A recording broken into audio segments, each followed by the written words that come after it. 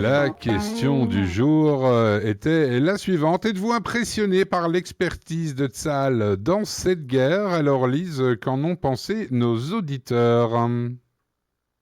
Eh bien, une très large majorité de oui, Didier. 83% de oui sur Facebook, 95% de oui sur Instagram et 50-50 sur X. Alors, on va demander son avis à quelqu'un qui connaît mieux l'armée que nous.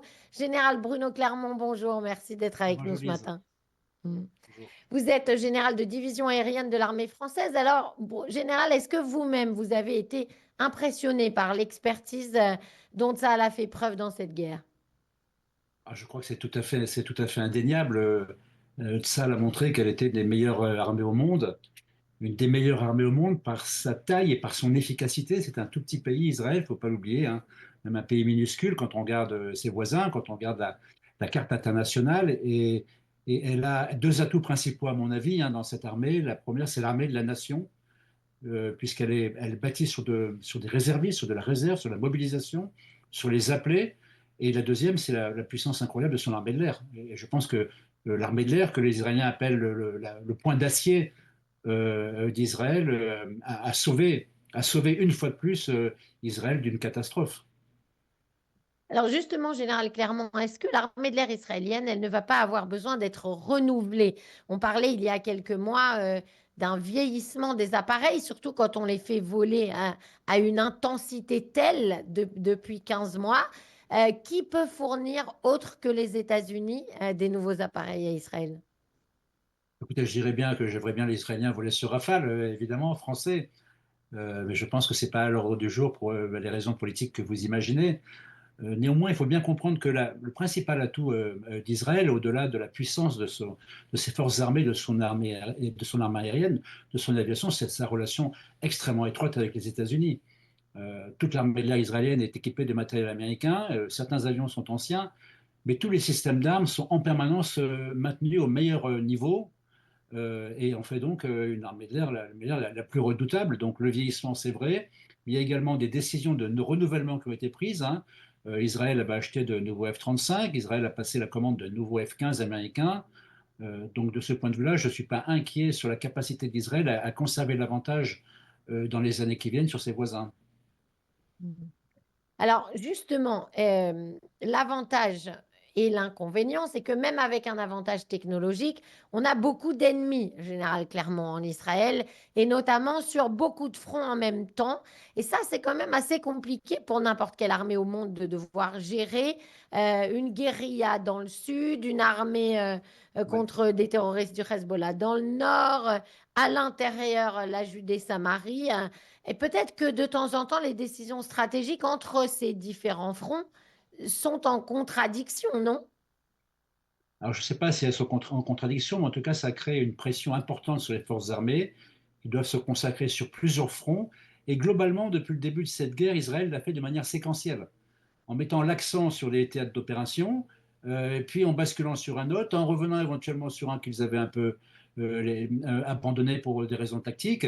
Mais c'est cette capacité à gérer ces fameux sept fronts qui est assez incroyable. Et c'est vrai que sans l'armée de l'air, sans la capacité de frapper l'Iran qui est à 1200 km, ou Hodeida ou l'aéroport de Sanaa qui est à 2000 km, Israël c'est en grande difficulté. Donc c'est la capacité de gérer cette armée petite, puissante, bien équipée, sur plusieurs fronts, de manière séquentielle, en obtenant chaque fois des résultats significatifs, mais des résultats qui sont très loin à obtenir. On le voit sur la bande de Gaza, c'est loin d'être terminé. On le voit par contre avec le Hezbollah. La campagne était tellement violente, la campagne du Hezbollah, je pense qu'on n'a pas mesuré l'intensité de la campagne. Aujourd'hui, le Hezbollah et ses capacités militaires sont exactement ce que souhaitait faire Israël, c'est-à-dire tellement atteintes qu'ils acceptent de remonter au nord de Litanie. Donc de ce point de vue-là, ils ont bien tenu leurs objectifs de guerre, pardon, dans le Hezbollah, mais on voit bien que sur la bande de Gaza ou même en Cisjordanie, ça va être plus compliqué parce que ce n'est pas simplement un problème militaire. Hmm. Alors, il y a quelque chose sur lequel je voudrais votre avis moral en tant que militaire général. Gideon Sa'ar a fait part de ça, le ministre des Affaires étrangères israélien, fait part de sa vive préoccupation après une nouvelle plainte qui a été déposée déposé par une organisation pro-palestinienne contre un soldat de Tsahal qui était donc en vacances au Brésil. Et visiblement, il y a de nombreuses associations dans plusieurs pays du monde qui essayent de faire ça et de porter plainte contre les soldats de Tsahal qui se trouvent au Sri Lanka, en Thaïlande, en Belgique, en France, aux Pays-Bas, à Chypre, etc. Est-ce que c'est choquant qu'on veuille s'en prendre comme ça à des soldats de Tsahal partout, entre guillemets, dans le monde pour aller un peu vite?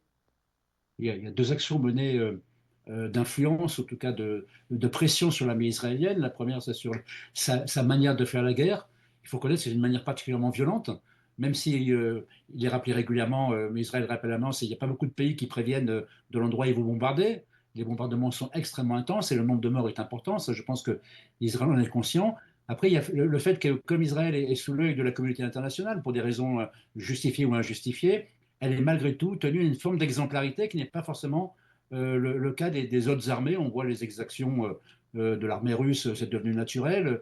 Lorsqu'il y a des problèmes avec l'armée israélienne, ça prend des proportions qui sont tellement importantes que je pense que ça fait partie de la formation des combattants israéliens et de l'état-major et des chefs israéliens de faire en sorte que le comportement des soldats israéliens, où qu'ils soient, sur le théâtre ou en dehors du théâtre, ne puisse pas faire porter de reproches qui ternissent l'image d'Israël. Et c'est très très compliqué parce qu'avec la puissance des réseaux sociaux, les influenceurs, les manipulations d'informations, c'est possible. Et Israël, elle continue d'être humain, d'homme humain, dans lequel il y a des gens qui font des choses qui ne sont pas acceptables aussi, comme dans toutes les armées. Et dans toutes les armées, il y a un mécanisme qui permet d'essayer de clarifier la situation, de punir ceux qui n'ont pas fait ce qu'il fallait. Je pense que du point de vue Israël, c'est important, cette dimension morale reste importante pour son acceptabilité dans l'opinion publique. Justement, Général Clermont, Israël dit souvent qu'elle est l'armée la plus morale du monde. Est-ce que c'est l'image qu'elle a dans le monde? Comment vous la voyez? C'est difficile de répondre à cette question parce que je ne pense pas que la guerre soit morale, qu'on puisse faire une guerre morale. Il y a des guerres qui sont justes parce qu'on doit les faire, sinon c'est le cas d'Israël, c'est sa survie qui est en jeu. Faire une guerre morale, c'est compliqué. Tous les règlements, tout le droit international humanitaire, en fait, il est fait pour éviter la guerre. Il est bien, il est juste, il est bon qu'il soit là. Mais lorsque la guerre arrive, tout le monde s'assied dessus parce que la priorité, c'est la survie. Et plus une guerre est tournée vers la question de survie, ce qui est le cas d'Israël, ce qui est le cas en Ukraine également, ben, on se rend compte que le droit international humanitaire, plus personne ne le respecte parce qu'on n'a pas les moyens. C'est un outil qui rappelle à la raison les nations, mais ce n'est pas un outil qui contraint les nations à respecter des règles de guerre qui, je pense, malgré tout, dans ces théâtres d'opération, peut être respecté à un certain niveau. Et je pense que c'est ce qu'Israël, au moins, essaye de faire sur un certain nombre de théâtres. Alors, d'un point de vue stratégique, Général Clermont, est-ce que vous seriez pour qu'Israël aille attaquer l'Iran maintenant que l'axe chiite semble affaibli plus que d'ordinaire? Moi, il me semble que la principale menace sur Israël, c'est pas l'Iran. Alors, l'Iran, c'est évidemment l'accès à la bombe. Aller détruire les installations iraniennes qui permettent d'accéder à la bombe, c'est très, très compliqué. Elles sont vraiment enfouies très profondément. Seuls les Américains ont développé les armements nécessaires. Donc, sans les Américains, ça me paraît très difficile à obtenir.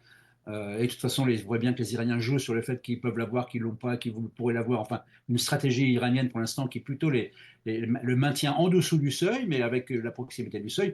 Moi, ce qui m'inquiète plutôt, c'est les outils. Hein. Parce que la capacité de nuisance des outils, elle est monumentale. Je pense que personne n'avait pris la mesure du fait qu'un peuple du Yémen, un peuple de rebelles du Yémen, a tenu tête pendant 8 ans à la plus grande coalition des pays du Golfe, hein, avec des campagnes aériennes à n'en plus finir et même des opérations terrestres. Et les Houthis sont à 2000 km de la frontière d'Israël et ils vont rester aux ordres. Tant que l'Iran sera ce qu'est l'Iran, les Houthis vont rester aux ordres de l'Iran. Donc on va mettre une pression militaire extrêmement importante sur Israël. Et ceci, même à 2000 km, les Houthis tiennent tête à la marine américaine. Je pense qu'il faut être conscient de cette réalité. Ils tiennent tête à la puissance américaine en mer Rouge. Et donc c'est une menace qui me semble, en tout cas, dans le court terme, plus importante que celle que représente l'Iran et son programme nucléaire à moyen et long terme. Pour finir, Général Clermont, je voulais qu'on revienne sur l'opération qu'Israël a menée en Syrie, qu'elle a Oui, menée en septembre, mais dont elle a oui. divulgué les détails seulement la semaine dernière, contre cette usine de production de missiles, etc., pour le Hezbollah. Là aussi, est-ce que le danger de la Syrie n'est pas plus important que prévu avec ce nouveau régime? C'est vraiment l'immense incertitude, mais on peut dire de ce point de vue-là, Israël s'est débarrassé d'une menace bien identifiée. Je pense que si Israël a participé à ces opérations, puis ensuite au bombardement tel que l'a procédé de toutes les installations militaires de la Syrie, en 15 jours, là aussi, hein, on parlait du centre de gravité des opérations, il a basculé. Et je pense que de ce point de vue-là, le cessez-le-feu avec le Hezbollah a permis à Israël de mettre ses moyens sur la Syrie. Ils ont détruit toutes les capacités militaires importantes de la Syrie, en tout cas celles du moment, mais en faisant tomber le régime, en contribuant à la chute du régime de Bachar al-Assad pour éviter cette collusion qu'il y avait entre ce régime et l'Iran, elle a fait entrer un nouveau danger à ses frontières. On verra dans combien de temps quelle sera la réalité de ce danger. Mais en tout cas, il est évident que la Syrie va devenir un régime islamiste sous une forme ou une autre qui ne peut pas être ami, dont on voit difficilement qu'il puisse être un partenaire, un allié, un ami d'Israël. Merci beaucoup, Général Bruno Clermont, d'avoir été avec nous Ok. ce matin, général de division aérienne de l'armée française. Bonne journée à vous et à très vite. Au revoir, Lise, merci. Merci infiniment, Général Clermont, d'avoir prêté votre concours à cette question du jour et à très vite, comme le disait Lise. 8h et bientôt 56 minutes. La question du jour pour demain, vous le savez, demain sera le triste anniversaire de 10 ans après l'attentat qui a vu Charlie Hebdo, la rédaction de Charlie Hebdo se faire décimer. Alors, 10 ans après, la France a-t-elle fait des progrès dans sa lutte contre le terrorisme? Vous pouvez aller d'ici quelques minutes sur nos réseaux sociaux que sont Facebook, Instagram et X. Nous donner votre avis. On aura le résultat de ce mini-sondage demain matin et on en parlera aux alentours de 8h45. 10 ans après l'attentat de Charlie Hebdo, la France a-t-elle fait des progrès dans sa lutte contre le terrorisme? Voilà la question du jour pour demain. Un peu de musique avec, Sarina. Lève-toi, et c'est demain soir au Centre culturel Ducle que vous pourrez la retrouver pour un spectacle exceptionnel à but totalement caritatif. Celle grâce à qui, dans les heures sombres, l'étincelle brille encore.